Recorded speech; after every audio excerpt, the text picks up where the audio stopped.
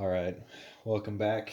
We're rejoining the Horrible Four as they go looking for what we believe is the ghost of their fallen comrade Veronique, who is haunting this floor and is has been terrorizing some of the religious folks here. We know that this was like an orphanage or something that we found out last time. It's been cleared out, and now Elias the dwarf is going to keep looking. He's going to go through this door here. Just a quick overview. Again, we are doing Labyrinth Lord. We're using some extra classes from the class compendium. And for randomization, we are mostly going to be using Table Fables along with the 3x5 Dungeon Master. So let's get to it. Elias continues through the doorway. We're going to go ahead and roll and see what's on the other side here. See if it's a room or a hallway. And that's a roll of a d10. That's a 6. So this is another room. And we're going to see its width and length. So its width, d12. We're looking at a roll of an 8. So that's 40 feet. That's 40 feet wide. So from here, that's going to be like, that's like 5, 10, 15, 20. 5, 10, 15, 20. That's 5, 10, 15, 20, 20, 30, 35. So we have to go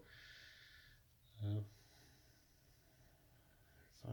And so we go one more down like that.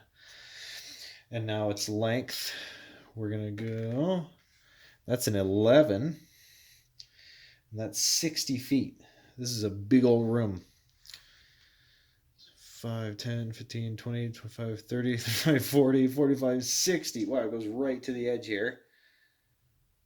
Okay, so I'm going to say like this is sort of the edge of the building or of this particular block. This is like, let's see here. So there'd be like more building space that way. So here we're very likely to encounter things like windows looking out over the landscape. Let's see if there are some doors in here. We're going to do our D10 roll. That's a 2. It's doing it again. So we're just going to have to keep re-rolling until we get doors because I don't think this is going to be a dead end. We're rolling all 1s and 2s. Oh man. How about this other D10? That one's probably going to work with me. A 5. A single door. Yeah, sure. Whatever. Where is it at? Watch, it's going to point me back in the same direction we're coming from. So, that's going to be... No, it has a door on the north wall. So I'm just going to roll yes or no. Is it a double door? This is a big room. It says no, but it's fairly ornate, I would assume. So this door, I guess, is going to be like right here. Let's go ahead and fill in the walls here. Now, I don't really have to guess at what this room is used for. I'm gonna say this is like some kind of like a meeting house. This is like the main temple complex on this floor, or at least like the main center of worship. So we have kind of like this. We have like this orphanage area. I'm guessing this is where a lot of the children are, that they would kind of grow up to be priests here. You know, now that we're entering this room, I feel like we should roll. It's pretty big. So Elias steps in here, and we're going to see what's actually in the room. So area contents. This is on page 62 of Table Fables 2. And that's what we're going to do is we're going to roll a d20, and we're going to take a look at the area contents. And we're also going to roll yes or no on whether the spirit is in here. So here we go. That's an 8. Just smack Elias in the face. It says it's empty. I really doubt that. Let's go ahead and give it a... Well, unless it's just kind of... this room's probably decorated like a religious room, so we're probably looking at contents like, let's see, here's the door, right?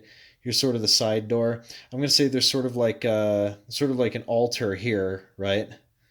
To whatever got great altar.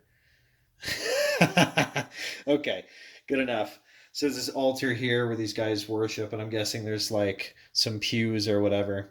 But we don't find anybody, we don't find anyone here. That's what I'm guessing.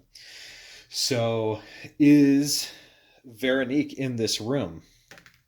That's a two. No, she's not in here. So we're going to come on in here. Everybody's going to move in. I'm guessing this room is lit.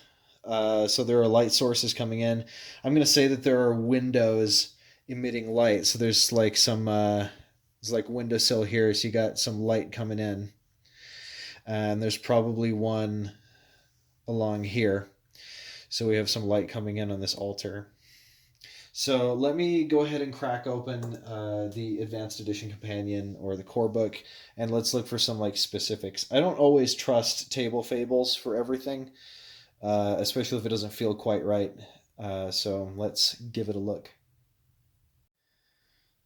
All right, so I just remembered how we did it before when running the Fortress City, how like encountering people in the city would go, and that we would use the Dungeon Master's Guide of First Edition AD&D. This is actually a lesser quality print than the premium print that I got. So this is like my working copy, so I don't tear up the one with the gold leaf, stuff like that. These are quite cheap, and yep, I got it mainly so I could start like first edition games with my other party or my other group. But in any case, what we would do is we would actually use this city and town encounters matrix right here on page 191. But we would use the Labyrinth Lord method of determining whether we encountered anybody. So now that everyone's taken their action, we're going to roll a d6, and on a roll of a 1 or a 2, I think it's just 1, but I'm going to go 1 or 2 because of the population of the Fortress City. And we will, on a 1 or a 2, we will encounter some stuff. So that's what we're going to do. First, let's encounter whether it's day or night. So if red gets a higher roll, it's day. If blue gets a higher roll, then it's night. It is day. So let's see. No, we don't encounter anybody. I would assume it's because of the haunting on this floor. We determined that the soul of Veronique is not in this room. So we're going to start all over again, and let's start with Sig. And Sig is going to approach the door, and he's going to open it up, and let's see what's on the other side here. We've got our table fables, and we're going to roll our d10. That's a 9. That's a hallway. Okay, so there's a hall outside this door. So then we have a d6 for the hall width. That's a 5. Wow, 15 feet wide. Wow. No, that's 5, 10, 15. Oh, yeah, that's still that's a fairly wide hallway. Is it like going across, or is it going out like that? Evens, it's going out. Odds, it's going across. Odds, it's going across like that. So we're looking at like about that wide for the hallway. So now we're going to roll length. And length is rolling a d12 as opposed to a d6. We've got an 11 on length. That is a 60-foot hallway. So from here, so it's like, is this the end of the hallway or is this the end of the hallway? Let's say this is the end. That makes more sense to me. So it's going to go 5, 10, 15, 20, 25, 30, 35, 40, 45, 50, 55, 60. That's a 60-foot hallway that ends like right there. I guarantee there are probably doors and stuff here. No matter what the dice say, probably going to say there's whatever the dice say plus 2 at least. So That's what we're going to do. Let's roll the doors now. D10. I really don't trust the door chart here. That's a 3. It says no doors, and I said +2, so there's going to be 2 doors here. That's the thing with when you're generating stuff and you're playing solo. Sometimes you just have to, you've got to arbitrate this stuff yourself because the dice in the books won't always make sense or cooperate with the scenario. So you've got to, in the end, I mean, you are running the game. So here we go. Let's determine where this first door is. That's a 1. That's a north door. So we'll say this door is just directly across from this one. And the second door, that's the only one I can remember. I'm going to have to crack open the book again to see what that is. That's a 4. Is that a west? West. The second door is all the way to the end of this hallway. And what I imagine here, like, the way the fortress city is built, it's all just kind of like wood and plaster and like every now and again there's like stone or there's gravel or there's like dust on the floor. So he's looking out the door and there's this lit hallway. There's like this window at the end here that's shedding some light that crawls down the hallway there, and it's really emphasizing kind of the pox in the walls. And it looks fairly it looks fairly creepy. Uh, we'll roll to see if there's anything in the hallway in just a moment. Let's go over to Lorkay, who is actually going to inspect this nice little altar here. I actually found this while I was looking around at the other books, and I figured, hey, cool. In this temple complex, we got this big altar. So he's going to take a look at that and see if there's anything he can glean from that. Excuse me. His intelligence is 15, so Lorkay is gonna. Now again, this isn't like mechanical in the book at all. I'm just saying he's going to use whatever Arcana skill he has to see if there's anything about this altar specifically that may have attracted his dead companion. Which I think I know why she's messing with these priests, but I just want to make sure. That's a 19. That's above his 15, so no, he can't really discern anything. He probably can't even recognize what deity this is for. Okay, so that being the case, Pomeline is going to go poking around the room and see if there is any wealth she can pick up. It's always good to sort of enrich ourselves, and our time with this gang has kind of taught us that money really is sort of the language of the fortress city. So she is going to use her thief ability, 35%, which I believe I had worked out that means that we got to roll above a 65. I've been looking at how that works. It's sort of a mixed thing, but I'm going to say we have to roll above a 65 for that to work. And then if she fails, she won't be able to really tell, or she won't find anything. If she succeeds, though, we're going to roll to see if there is anything of value that was left in here. I'm thinking there is, temple complex and all that. But okay, Pomeline, do your thing. That's a 55. No, she can't really tell. She wouldn't really know what to look for as far as religious artifacts here. Elias, though, is kind of nervous about there being a ghost around here, and he's going to move up to support Sig. Okay, so that's sort of the end of our action round. So we're going to roll and see if we encounter anything. That's a 4. No, we're good. So let's everybody form up on the door. And Sig is going to continue into the hallway. So Sig moves into the hallway, and it seems relatively clear. Is the spirit of Veronique in the hallway? It is in the hallway, yes, and. I don't know what the and is. Is that a positive and? Is that a negative and? And does she recognize him?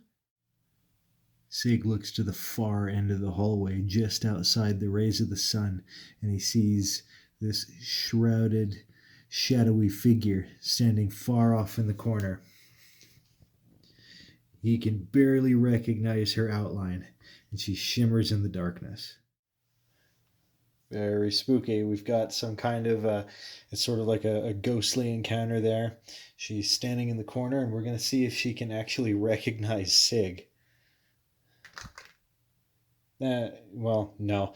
She's in sort of a confused undead state, and she sees the big half ogre man. And does she attack? No, but she's sort of standing there in a very strange, menacing way. This might be up to the necromancer Lorkay to try and contact her. So, that being the case, we're not in combat yet. Sega's going to move into the room, and we're going to go to Lorkay's turn. And he's going to come in, and he's going to see her, and he's going to try and contact her. I don't know how he's going to try and do this. Yeah, he doesn't have any magic that's particularly useful, but I suppose he could try and roll under his wisdom. Intelligence and wisdom are both kind of necromantic relevant statistics. So that's what he's going to try and do. So he's going to go, Veronique, it's us, it's me, it's Sig and Lorkay. Don't you recognize us? Come on, wisdom. Again, we roll a 19. We're failing at everything today. So that being the case, no, she does not recognize them. Does she like leave through one of the doorways? No. You know what? I'm gonna say, since she didn't attack us this time, we have to keep exploring. So what's gonna happen is she kind of fades away, and we're gonna have to try and find her again.